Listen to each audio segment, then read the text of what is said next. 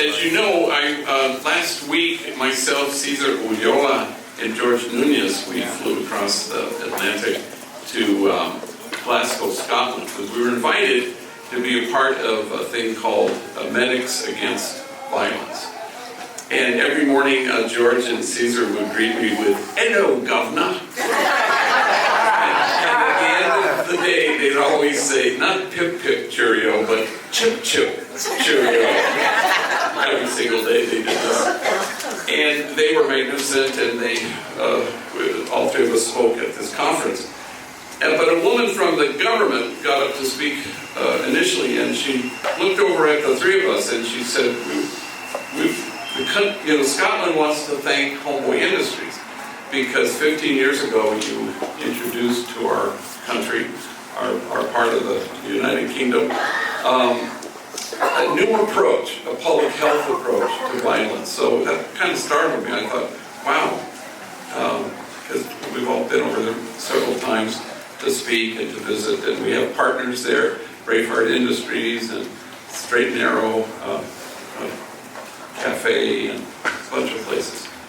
So on the second day when we were doing these workshops, somebody came and whisked me away. They said something about a minister wants to meet with me. So I went to some projects, the poorest place in Glasgow, but they call them housing schemes, is what they call them. And there was a center in the middle, and it was called G20, which was the postal code of this very poor community that serves homies and homegirls from Scotland. And so we went in, and they had a big poster up that said, "Nothing is impossible. The word itself says, I'm possible." That's right. And so, they had a Cafe Hope, and they had a kind of a social enterprises where the homegirls are trained how to do hair and nails. And the woman who runs the place and founded the place was wearing a Homeboy t-shirt, and she said, "We started this because of Homeboy." And I said, "Wow." And I said, "Who is this minister?" Thinking he's like a Baptist minister, or what's the...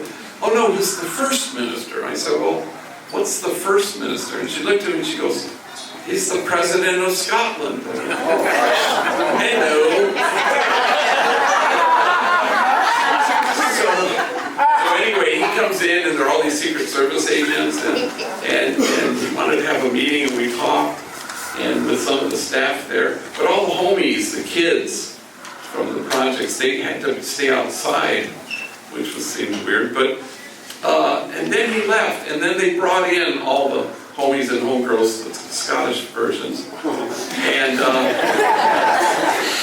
we were sitting there, and the director said, "Can you do a thought for the day?" Well, I wasn't prepared to do a thought, but I said, "Well, I'll tell you a story I've told you before, about a homie named Danny who had vowed to me years ago, I will never step foot in Homeboy."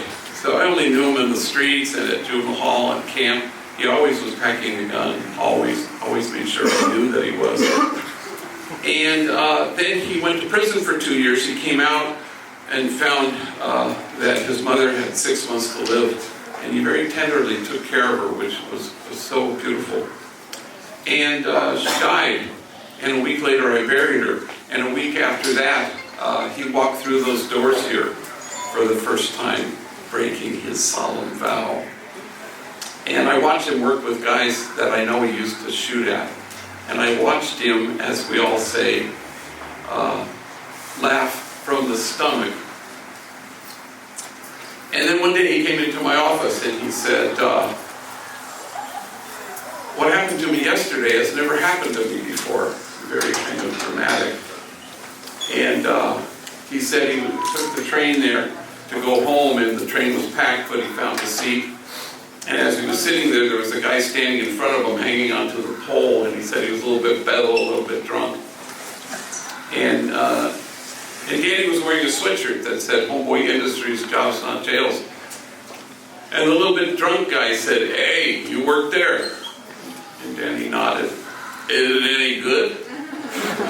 And Danny shrugs and goes, "Well, it's helped me. In fact, I don't think I'll ever go back to prison because of this place." So then Danny stands up and he fishes out a piece of paper and a pen and he starts to write the address on the piece of paper. And as he's telling me the story, he says, I couldn't believe I knew the address by heart. And he finishes writing it and he hands it to the guy.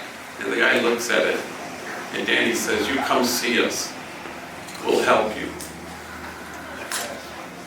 And then he said, thank you. And the train stopped and the guy got off and Danny sat down. Now he returns to that earlier refrain. What happened to me next has never happened to me in my life. And he gets very emotional. He says, everyone on the train was staring at me. Everyone on the train was nodding at me. Everyone on the train was smiling at me. And now he can barely speak, he's so emotional. And he says, for the first time in my life, I felt admired. And that was the story I told all these kids in the projects in Glasgow, Scotland. And then I looked at them, I said, I admire you because you've chosen to walk in your own footsteps. You aren't part of a tribe, you're part of a village. You aren't part of a culture, a cult. You're part of a culture that cherishes and creates a community of kinship. I told them that I admired them. I admire you because you have an impact in the world. Not just in East LA, not in Los Angeles. In the world, people know who you are. In the world, people are impacted by your goodness and your commitment. In the world,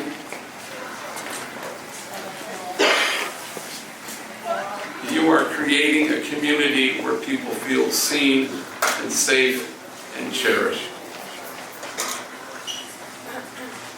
I admire you because nothing is impossible. The word itself says, I'm possible.